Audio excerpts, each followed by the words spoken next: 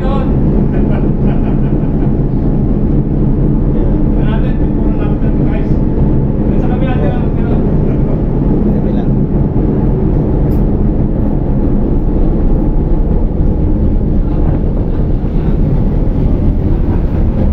Gusto mo, Shakoy. Okay. Shakoy.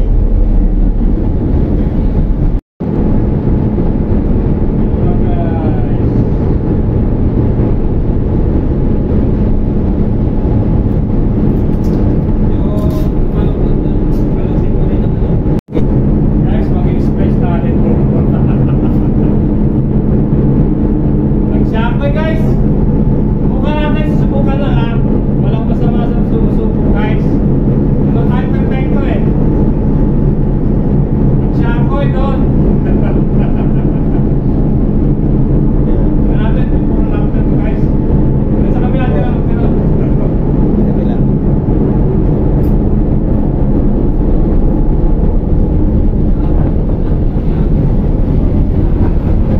Gusto mo, Shakoy. Okay. Shakoy. So guys, first is need to cut around 2 inches at the end of the cable. Sabay sa ikot. By the way, this cable is from Risky Boat that have twisted around 10 meters from the end of the cable. So first, need to cut around 2 inches this cable, so that's why you need to separate the outer cable into 2 parts.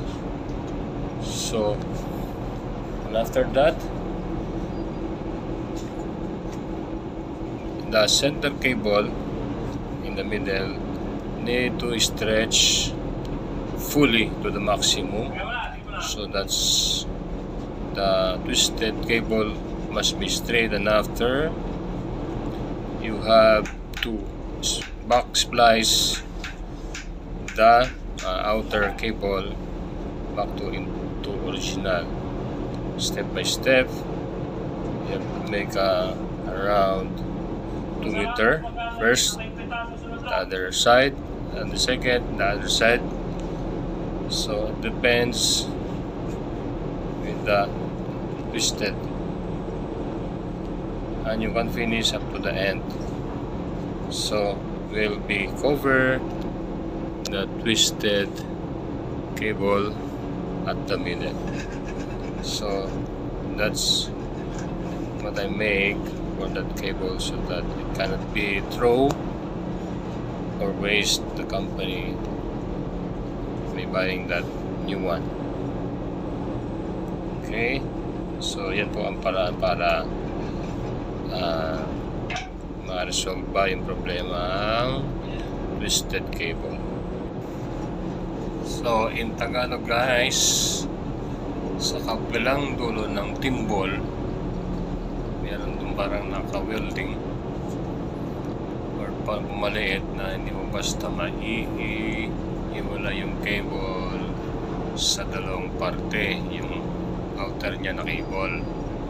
So kailangan siyang putulin around 2 inches para lang ma-divide by 2 yung outer cable.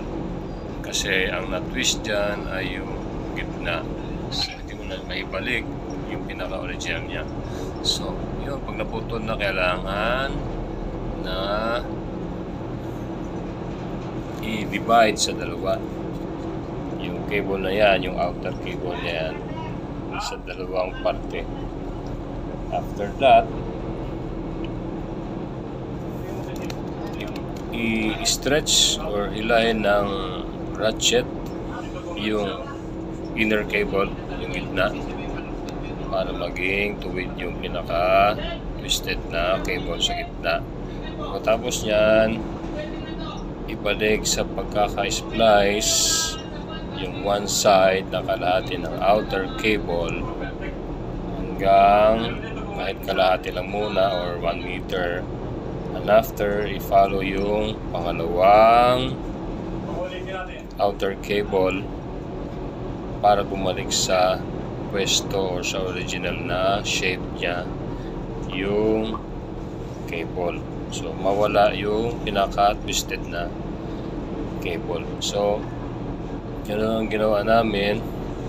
So kailangan maibalik sa original, kailangan hilutin. Ayan, hinihilot namin ang kahoy para bumalik sa original. So actually kahit paano bumalik siya sa original na hugis yung cable na yan. Hanggang sa huli, yun, kailangan mo din i-welding yun pinakadulo para hindi siya bumuka. Ganun po ang gagawin yan para magamit pa rin yung cable, iwas na rin bolilyaso. Ganun lang po ginawa namin mga kabaro. So at least nalaman nyo. Don't forget guys, follow, subscribe, comment for more about this.